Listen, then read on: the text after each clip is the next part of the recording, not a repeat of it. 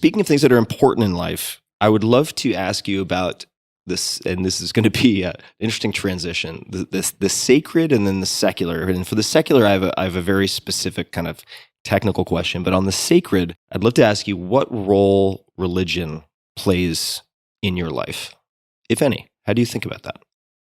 It's actually, I think, playing an increasing role in recent years. And so, I mean, I was raised Jewish, and I think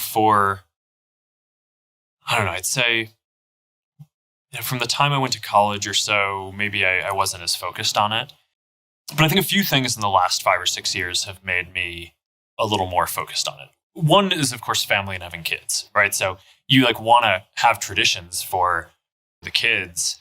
And a lot of the time it's like, okay, well, here are the things that I did when I was growing up that I thought were meaningful, and the ones that are good you want to do, and the ones that aren't, you don't. But I just found having that community and values grounding was really valuable. So we are raising our girls to be Jewish, and that's just become a more important part of our lives. So it's like every Friday, pretty much no matter what's going on, we do Shabbat dinner. Priscilla actually loves this. I mean, she's basically, it's sort of a meditative thing for her, but from, I think about Tuesday or Wednesday, she starts carving out like an hour or so of the day to start cooking the Shabbat dinner. And basically we have a bunch of friends over, and it's just like a real center point to the week. That element, I think, is more cultural. I'd say for me personally, and for our company, and probably for a lot of people around the world, I mean, the last 5 or 6 years have been pretty tough, right? I mean, if you just look at how people felt about our company, before 2016, if you look at average sentiment around the company, it's like there was almost never a month when the sentiment was negative. And since 2016, there's almost never been a month where the net sentiment has been positive. There have been so many social issues that have been kind of brought to the forefront that, we talked about this a little bit before in terms of the oversight board and how it's important that it's not just one person or one company making all these decisions trying to balance these complex social equities. But part of me is I've kind of gotten an appreciation for why, there just need to be things that are bigger than you in your life. So even though, our country has a lot of struggles, I probably believe more in democracy now than I would have. I probably didn't think about it that deeply before, but I just think believing in kind of democracy in our institutions is sort of a bigger force than any individual, I think is sort of a grounding thing. But I think similarly, believing that there are things that are bigger than that, like God, is also just sort of a really grounding thing for me.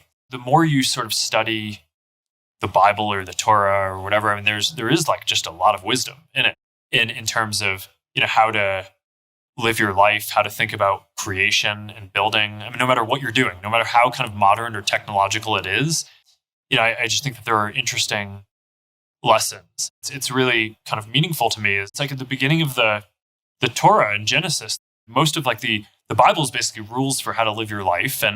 But it starts with, why does it start in this place of talking about the creation?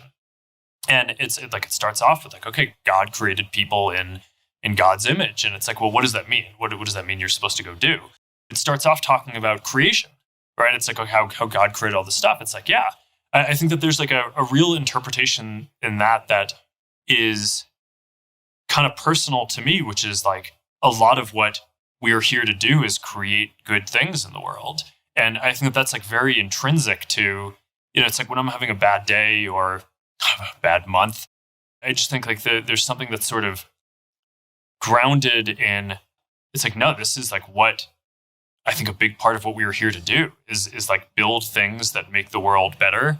And I think that is a fundamental thing that is sort of ancient wisdom. As people face challenges in their lives and as you think about the next generation, I think that these are both things that tend to ground you and tie you to much longer arcs and traditions. And that's certainly been the case in my life.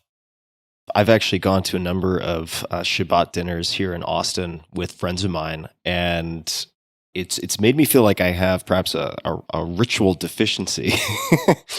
It's such an incredibly grounding, nourishing tradition. I mean, outside of the religious context, And also what you're saying reminds me, I'm blanking on the book. I think it's 4,000 Weeks, but it's by Oliver Berkman. And there's a chapter called Cosmic Insignificance Therapy. Just the relief that one can feel when their time horizon and what they're considering sort of spans outside of themselves. Balance is to understand that there are things that are bigger than you, but what you do still matters.